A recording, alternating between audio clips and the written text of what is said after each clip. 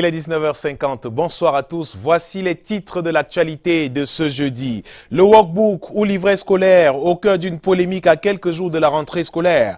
Des parents se réjouissent de sa suppression par l'autorité administrative, tandis que des enseignants s'en désolent. Enquête autour de l'utilité de ces workbooks pour la formation des élèves à suivre dans ce 19h50. Question également ce soir autour des repas consommés dans les restaurants de rue dans nos villes. Au-delà des problèmes d'hygiène, il se pose désormais ces derniers jours la question de la qualité des produits cuisinés en ces lieux. Des interrogations de clients après une affaire de chair humaine retrouvée dans une marmite à Yaoundé. Voilà pour le sommaire.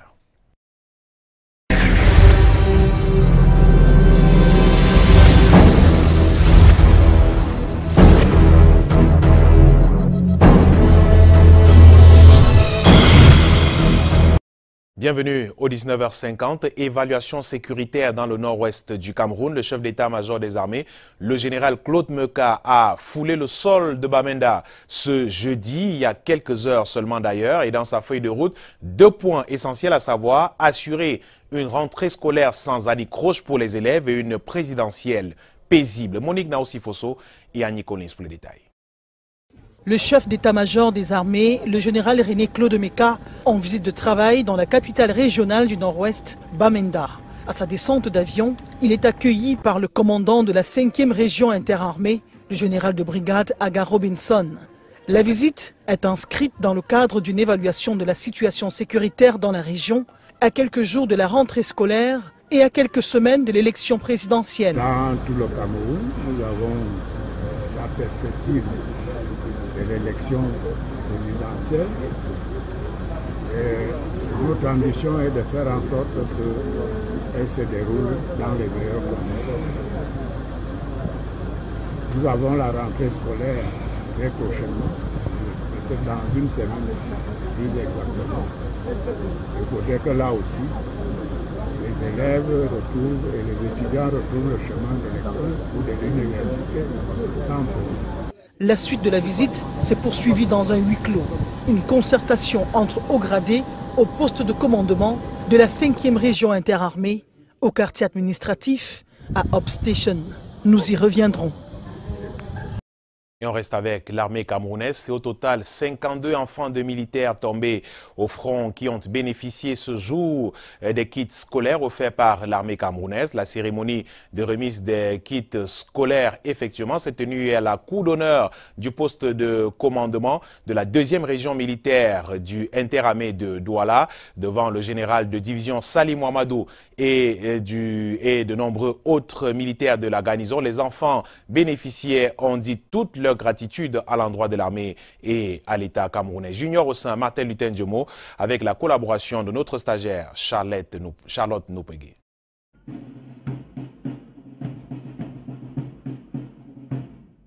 Coup d'honneur du poste de commandement de la 2e région militaire interarmée à Douala, en vue de permettre aux enfants des militaires tombés au combat de bénéficier du droit à l'éducation et de renforcer le lien armée-nation. Ce lieu a servi de cadre à la cérémonie de remise solennelle des fournitures scolaires aux orphelins des militaires tombés sur le théâtre des opérations. Au nom de tous les bénéficiaires, je voudrais saluer cet élan de solidarité du haut commandement à notre endroit, qui est d'ailleurs très bien accueilli et apprécié à cette juste valeur. J'exprime enfin la joie et la gratitude qui nous habitent. Nous promettons d'en faire bon usage de ces dons et de continuer à bien travailler à l'école. Cette cérémonie présidée par le général de division Salim Ouamadou, commandant la région militaire interarmée numéro 2, en présence du général de brigade commandant la 2e région de gendarmerie et du gratin militaire de la garnison, a regroupé 52 enfants, dont l'âge varie entre 2 et 18 ans. Je remercie vraiment le ministre de la Défense pour tous ces cadeaux parce que cela va permettre à ce que nos parents puissent nous envoyer à l'école avec ces documents. Donc ça allège un peu la tâche à nos parents. La cérémonie de remise des fournitures scolaires s'inscrit dans le sillage des actions entreprises par le ministre délégué à la présidence chargée de la Défense, Joseph Betia Somo. Vous vous souvenez peut-être de lui, il avait créé la surprise lors de la publication des résultats du concours d'entrée au barreau du Cameroun. Maître Alfred Janvier Ngalembok, âgé de 36 ans, pour particularité d'être malvoyant, il vient d'adresser une lettre au président de la République du Cameroun, une correspondance dans laquelle il fait part de ses nombreuses difficultés vécues depuis le début de ses résultats. Lil Piedjou et Henri Chinda sont allés à sa rencontre. C'est un homme en détresse, plein d'amertume, qui est arrivé dans les locaux de Canada International ce jeudi matin. Maître Alfred Janvier Ngalembok, cet avocat malvoyant, ne se sent plus citoyen à part entière dans son pays, le Cameroun. Il dit ne pas jouir des mêmes droits et devoirs que les autres. Les difficultés déjà au niveau d'aller plaider de l'affaire au tribunal, d'aller peut-être assister un client lors d'une descente sur les lieux. Parce que déjà au tribunal, il faut lire les pièces qui sont présentées par la partie adverse pour soutenir soit l'accusation ou alors la défense de son client. Et moi, étant l'avocat qui doit défendre également mon client, il n'est pas possible pour moi de lire ces documents.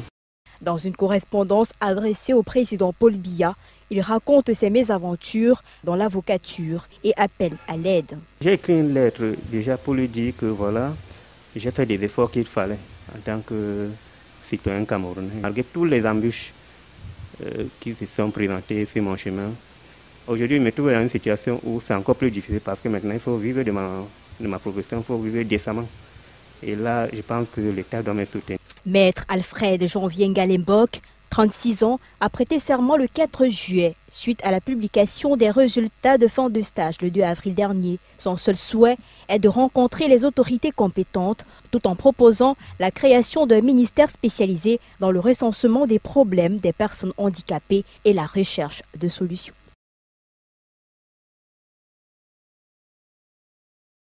Que consommons-nous dans les restaurants? C'est la grande question qui se pose à l'heure où une frayeur s'empare de certaines habitudes de consommateurs camerounais et des cadres justement de consommation, tels que des tourneaux d'eau. Depuis l'annonce sur la découverte de la chair humaine dans une marmite de nourriture à Yaoundé, Yasset Rezotanon et Henri Chinda ont fait un tour dans certains coins de Douala et nous disent dans cet élément réalisé, nous en disent plus justement dans cet élément réalisé avec la collaboration de nos stagiaires Israël Tamba et Aïssatou Adjoumi. Manger dans un restaurant ou un tourne d'eau restent les voies de recours pour ceux qui ne peuvent le faire à la maison, même si l'on n'a toujours pas une idée de comment cela est fait et dans quel cadre. Le fait divers de la fillette décapitée à Yaoundé et bien d'autres cas de viande humaine, souvent retrouvés là, crée la psychose. Le drame de Yaoundé, je l'ai appris comme tout le monde, mais il fait très peur parce que là, on ne sait plus à quel sens se voue et si on retrouve de la viande humaine dans les restaurants, ça fait peur. En ce qui concerne la chair humaine à Yaoundé, ce sont des gens qui savent pourquoi ils font ça. C'est sûr qu'il y a une certaine catégorie de personnes qui partent là-bas manger et qui ont l'habitude de manger. Il y en a qui se méfient de la viande. Le poisson reste l'option la plus sûre. Non, la viande, c'est une histoire compliquée. Non seulement ça donne les goûts. Et on se retrouve dans les restaurants. Que tu vas dans les restaurants, tu achètes de la viande, on te sert un morceau de viande, tu ne sais pas à quoi ça ressemble, tellement gros que ça t'effraie. Le poisson, il se mange partout, même dans les restaurants, parce qu'il ne ressemble pas à une chair. Quand je mange mon couscous avec le njapche constamment, c'est un jour tout qui a un changement. Je vais me poser des questions de savoir pourquoi ça a changé. La routine dans certains coins a établi la confiance entre les clients et restaurateurs. Non, moi j'ai mes restaurants où je ne mange pas n'importe où. En dehors de Douala, si j'arrive à Bafoussam, j'ai mes endroits où je mange. Parce que je ne peux pas être constant sur une place. Et il m'arrive parfois de trouver d'être dans les doutes, quoi. Même si la peur existe à cause des pratiques peu orthodoxes, avérées ou non de certains restaurateurs, d'autres tout de même font attention à la santé de leurs clients en offrant des menus préparés selon les règles de l'art, loin de tout soupçon. Nous vous le disions en titre, il est bien connu des élèves, le workbook ou encore le livret. C'est ce cahier de travaux pratiques et exercices qui accompagne les manuels principaux. Et bien au rang des innovations de l'année 2018-2019, ce dernier a été supprimé au bonheur des parents qui dépensent moins, mais aux grandes dames des enseignants. Ces derniers affirment qu'ils sont incontournables pour l'apprentissage et sont le dernier recours à la fin des cours de théorie, raison pour laquelle certains chefs d'établissement, ou la plupart d'ailleurs d'entre eux, continuent de faire figurer cet ouvrage justement dans la liste remise aux parents. Aimé Catherine Moukouri, Stévidiane Ngandi et Armand Pagna nous en disent plus dans ce reportage. Sur les listes de manuels scolaires de différents établissements du sous-système anglophone, il est encore présent le workbook. Dans cette librairie de la ville de Douala, de nombreux parents continuent d'en réclamer. C'est vrai qu'il avait été dit que les manuels en cette année seraient inclus livres et livrets d'activités. Mais jusqu'ici, nous avons des livres qui sont séparés, c'est-à-dire livres de l'élève et cahiers d'activités. Sur les listes officielles fournies par le ministère, le workbook ou livret ne figure pas. C'est que s'il a été soustrait par la tutelle pour les enseignants, il est d'une grande importance pour les exercices des enfants à domicile et surtout à la fin du programme. The way the government have harmonized the books. La façon dont le gouvernement a harmonisé les livres et les livrets est bien. Mais sans cahier de pratique, les élèves seront perdus, car ces livrets sont des compléments dont nous plaidons auprès du gouvernement qu'il nous laisse cette année. See how they can manage it in the days ahead to come. It's really work for us teachers right now because ce sera trop demandé aux enseignants car ils ne peuvent pas faire son livre de pratique. Pour les résultats des enfants, ils ne seront pas exercés vu que le professeur ne peut pas créer le même nombre d'exercices que ce qu'on trouve dans ces livres. Pour les parents, le retrait de ce manuel est sans incident. Je crois qu'on a trop rendu les enseignants paresseux et on a même fait en sorte que les parents ont beaucoup sauvé parce que livre revenait trop cher. Pour pallier le vide des livrets, la tutelle a pensé à des nouveaux ouvrages qui devraient comprendre des sections dédiées aux exercices. Mais pour l'instant, les workbooks font de la résistance.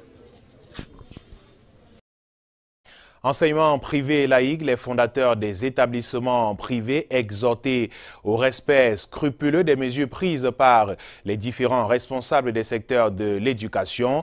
La rencontre de ce jour à Douala, il a été l'occasion pour le numéro 1 des enseignements secondaires dans la région du littoral de repréciser les délais de paiement des inscriptions par des réseaux mobiles et interpeller les parents d'élèves à inscrire leurs enfants dans les établissements autorisés. Charles Robert Itok et Marius Kossou.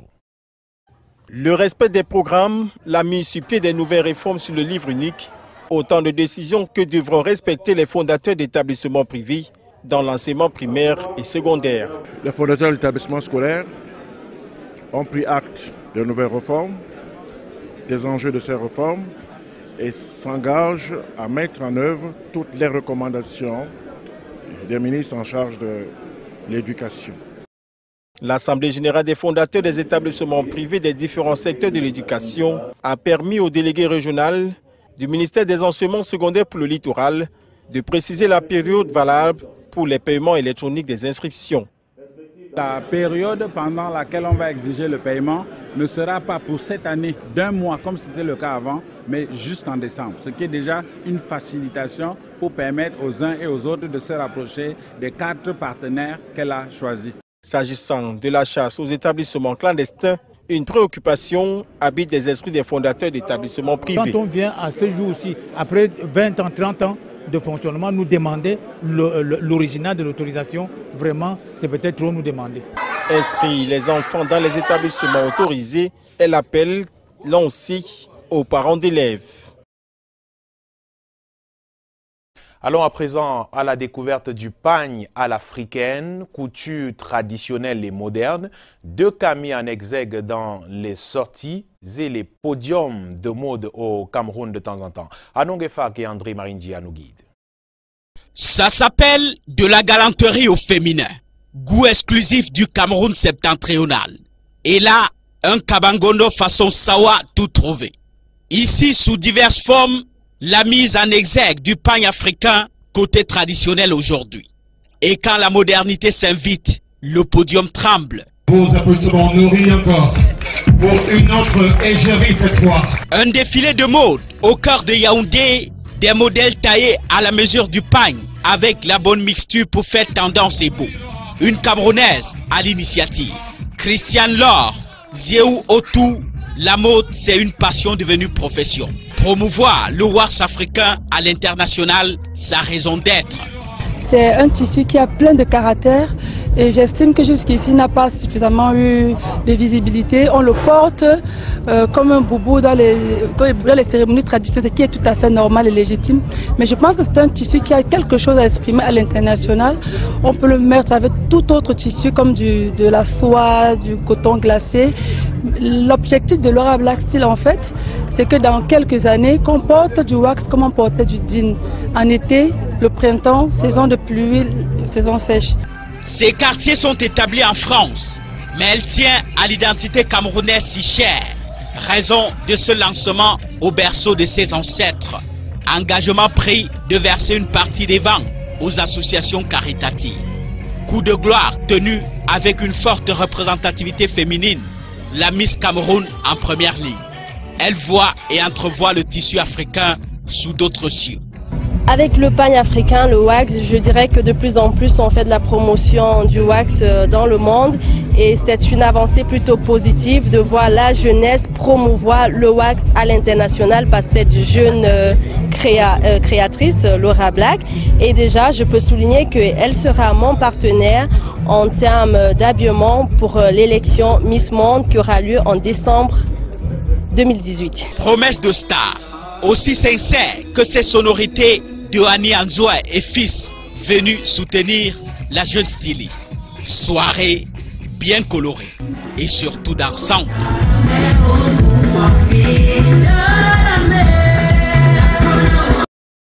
De la culture au sport, les rideaux se sont refermés sur la première édition du CK Festival Foot de KPT Banjoun, un rendez-vous culturel et sportif qui a réuni plutôt du 21 juin au 25 août 8 équipes venues des 7 groupements que compte Banjoun. Sport, danse, culturel et rencontres sous l'encadrement de notables et un accompagnement remarqué de Canal 2 International. Un concept sur un mois. Communion et plein d'émotions. Un récit d'Ambroise Foguet depuis Banjoun. 24 exactement, qui vient de deuxième division du championnat. Quartier KPT à Banjoun, arène durant un peu plus d'un mois de jeux sportifs et culturels.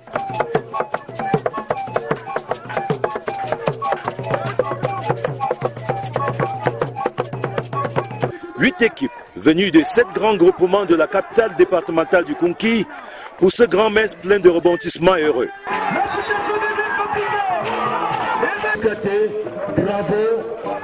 49 matchs, 106 buts, des tonnes d'émotions et c'est Carrière FC qui est championne. Notre secret était juste les encouragements des élites du quartier et un peu de travail. C'est ça notre secret. Damkou pour cette première édition revient au quartier Poumounier après de tirs au but en présence de nombreux dignitaires et de la classe nobilaire Todjom. Un moment à perpétuer.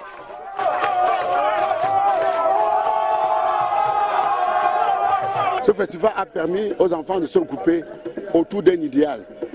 L'idéal de vivre ensemble. Ça a fait en sorte que les jeunes qui devaient se vadouiller de part et d'autre se sont retrouvés autour de ce festival. Ne pas se perdre.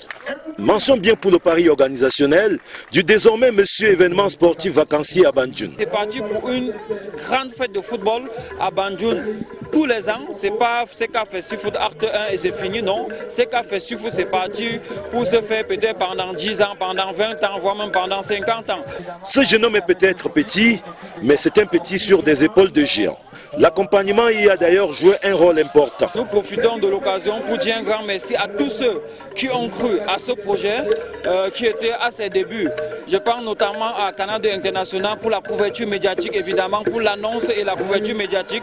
Je pense à un très grand sponsor de cet événement. Il s'agit de QNET qui était le top sponsor de cette première édition. Mais je pense également à tous ces autres organes qui ont accompagné CK Festival dans sa première édition. Happy End pour le Seka Festifoot 2018. Rendez-vous pris en 2019.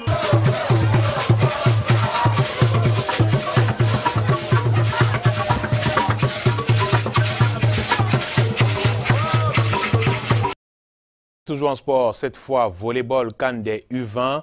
Les Lions se qualifient pour les demi-finales en 3 sorties.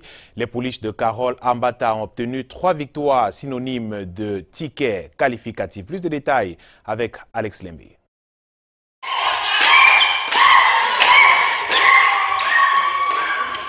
Après avoir passé en revue 2 grandes nations de volleyball africain dans leur catégorie, à savoir le Nigeria, qu'elles ont battu 3-7-1 et la Tanzanie, qu'elles ont battu 3-7-0, les pouliches de Carole Ambata ont obtenu leur ticket de demi-finale en montant plus haut au filet que les Kenyanes qu'elles ont difficilement gagné cet après-midi, 3-7-1, soit 25-20, 25-19, 25-23 et au tie-break 28-26.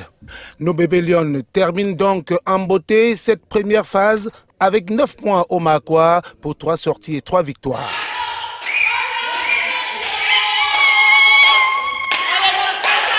Place désormais à la demi-finale qui les opposera aux bébés filles Léopard de la RDC qui arrivent en seconde position dans la poule opposée. Une qualification pour la finale et en prime une victoire leur feront obtenir le ticket qualificatif du championnat du monde prévu au Mexique en 2019. Question de faire comme leurs aînés actuellement en stage en Europe pour le mondial nippon. En politique, c'est dans un coffret de 2 livres riches d'histoire que Oswald Baboké a résumé les différents septennats et la route vers l'émergence du président Paul Biya en 36 ans de pouvoir. La sortie officielle de ce chef-d'œuvre a eu lieu ce jour à Paris, une sortie qui n'est pas passée sous coulisses pour les Camerounais de France qui ont effectué le déplacement. Erigolf Kouachou et Armel Pifo nous en disent plus depuis Paris.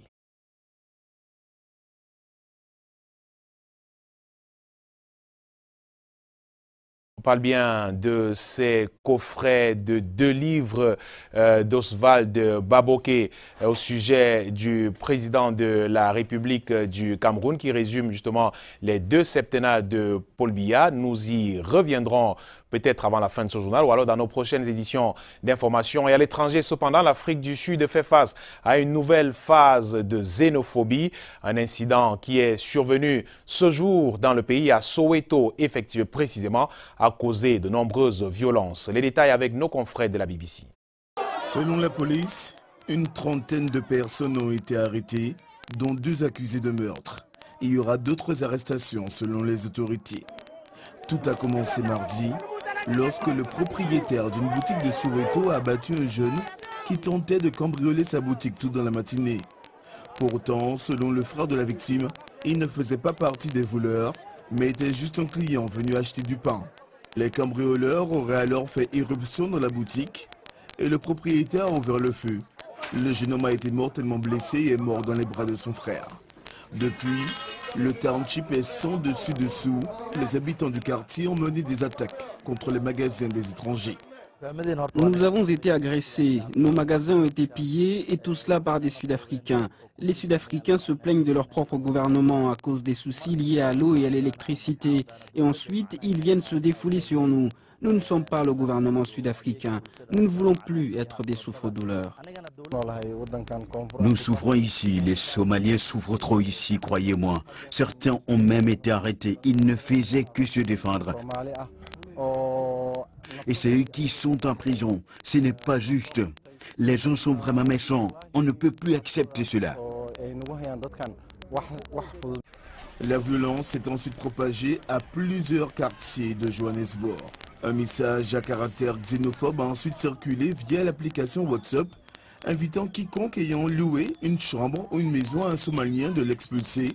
Selon ce message, tous ceux qui ne se plient pas à cette injonction avant le 8 septembre verront leur maison et leurs magasins incendiés. Un certain nombre de ces magasins tenus par les étrangers sont construits dans les cours des résidents. Ils sont gérés notamment par des Éthiopiens, des Zimbabwéens et des Pakistanais. Voilà qui fait l'essentiel de l'actualité, mais avant, on parle bien sûr de cette actualité au sujet de ces coffrets, ces deux coffrets justement en termes de livres qui ont donc été présentés à Paris. C'est un coffret de 2 livres riches d'histoire que Oswald Baboké a résumé les différents septennats et la route vers l'émergence du président Paul Biya en 36 ans de pouvoir. La sortie officielle de ce chef-d'œuvre a eu lieu ce jour à Paris, une sortie qui n'est pas passée sous coulisses pour les nombreux Camerounais qui ont effectué le déplacement. Parmi eux, Éric Golf-Kwachou et Armel Pifo. Qui est en réalité Paul Biya? Que peut-on retenir de son mandat? Que peut-on retenir de celui qui fut Premier ministre sous le régime du président Amadou Ahidjo? Des questions qui trouveront des réponses dans ce chef-d'œuvre où l'auteur Oswald Baboké retrace le parcours de l'ancien Premier ministre. La sortie officielle de cette encyclopédie a eu lieu ce jour et les librairies de la région parisienne prises d'assaut par les Camerounais curieux de découvrir le contenu. C'est un chef-d'œuvre pour moi parce que, en fait, beaucoup de gens ignorent la réalité de l'histoire exacte d'un parcours atypique de notre chef d'État. Pourtant, on en parle beaucoup plus de certains chefs d'État. C'est un livre qui est bien documenté, il est agréable à lire, il a une très grande valeur documentaire. Ce coffret nouveau, écrit sur le promoteur du renouveau, est constitué de 2 grands livres de près de 320 pages chacun. 2 livres distincts mais complémentaires, intitulés tour à tour les septennats du président Paul Biya et les grandes réalisations. Ce coffret est une bibliographie, un récit illustré par des photographies ardentes et parlantes qui laissent découvrir des images significatives du chef de l'État, prises à chacune des étapes de sa vie, politique et privée, et comme le souligne si bien son auteur, on ne le lit pas mais on le regarde. Ce sont 2 ouvrages vraiment exceptionnels dans l'histoire de notre pays que je recommande à tous les concitoyens de lire et de s'en procurer. Je voudrais également féliciter l'auteur et le réalisateur de ces ouvrages. Des livres préfacés par Samuel Mvondo Ayolo, ministre directeur du cabinet civil. Un almanach que les Camerounais de France ont eu le privilège de déguster ce jour, même à Paris. Au Cameroun, les lecteurs devraient attendre la semaine prochaine pour le même privilège. Cette fois-ci, c'est terminé. Voilà pour l'essentiel de l'actualité. Ce soir, je vous dis merci d'avoir suivi. Retrouvez demain Adjama et Ramon pour les éditions du week-end. Je serai une fois de plus avec vous. Avec plaisir, bien sûr, lundi, lorsqu'il sera 19h50. Bonsoir.